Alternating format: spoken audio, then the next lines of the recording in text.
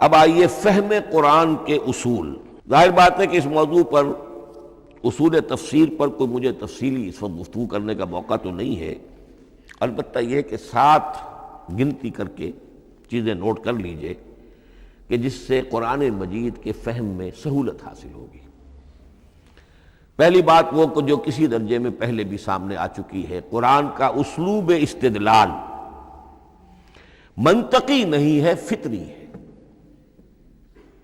ایک ہوتا ہے منطق کی گتھیوں سے اور منطق کے اصولوں سے اور منطق کی دلیلوں سے بات ثابت کی، یہ نہیں. قرآن فطرت انسانی کے مطابق بات کرتا ہے. ایک ان پڑھ شخص بھی قرآن کو اپنے سے دور یا اپنے آپ کو قرآن سے دور نہیں سمجھے گا اگر ذرا سا وہ قرآن کو سمجھ سکتا بس.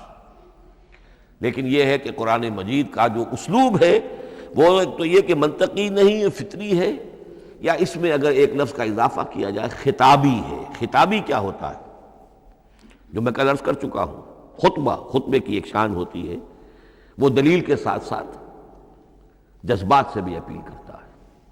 اور اس میں آپ کو ایک اپنے باطن میں جھانکنے کی دعوت دی جاتی ہے. تم ذرا اپنے باطن میں جھانک کر دیکھو. بعض آیات ایسی ہیں، بڑی پیاری آیات ہیں، افی اللہ شک فاطر السماوات والارض. بس کیا اللہ کی ہستی میں بھی کوئی شک ہو سکتا ہے جو آسمان اور زمین کا پیدا کرنے والا ہے؟ غور کرو، سوچو. تو یہ صرف آپ کے دروں بینی، آپ کو اپنے اندر جھانکنے کی دعوت ہے. اسی طرح اَإِنَّكُمْ لَتَشْهَدُونَ أَنَّ مَعَ اللَّهِ آلِهَةً أُخْرَىٰ. کیا واقعتاً تم اس کی گواہی دیتے ہو کہ اللہ کے ساتھ کوئی اور بھی الہ ہے؟ یہ گویا کہ کسی کے آنکھوں میں آنکھیں ڈال کر پیئرسنگ آئیز کے ساتھ کسی سے سوال کرنا، کیا واقعی؟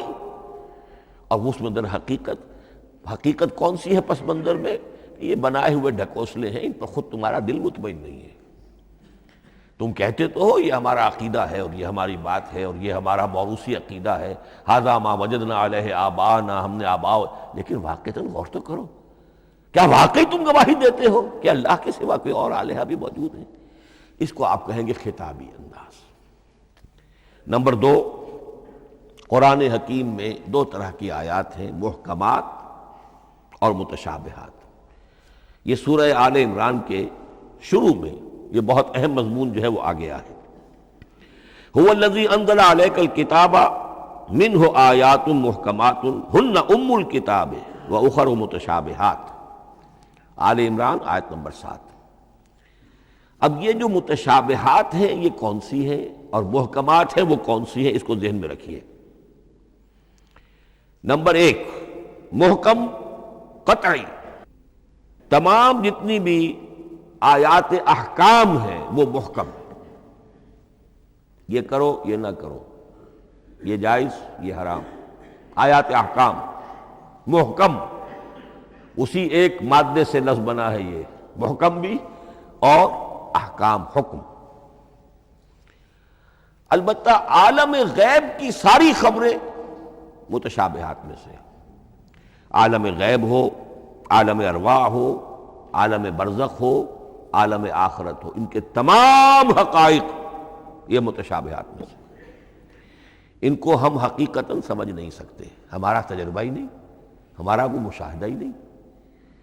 جیسا کہ ایک حدیث میں آیا ہے، جنت کی جو بھی نعمتیں ہیں، ایک تو وہ نعمتیں جن کا ذکر قرآن میں ہے اور ان الفاظ میں ہے جن سے ہم واقف ہیں. اب ان میں تو یہ ہے کہ حور و قصور اور پھل اور یہ اور دودھ اور شہد اور وغیرہ وغیرہ وغیرہ، وہ چیزیں ہم جانتے ہیں. تو وہ بھی حق ہیں، ایسے ہی ہوں گی، اتوب ہی متشابہہ.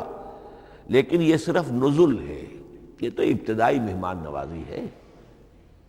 نزل من غفور الرحیم.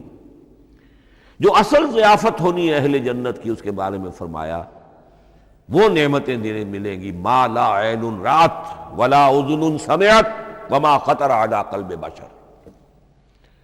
جو نہ کسی آنکھ نے کبھی دیکھی، نہ کسی کان نے کبھی سنی، نہ کسی انسان کے دل پر ان کا خیال تک وارد ہو.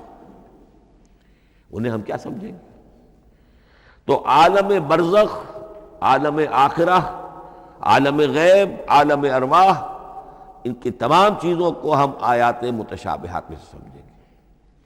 البتہ یہ جو سائنٹیفک فنومینا والی باتیں ہیں مادی علوم کی، ان میں یہ ہے کہ متشابہ اور محکم ہونے کا معاملہ بدلتا چلا جا رہا ہے۔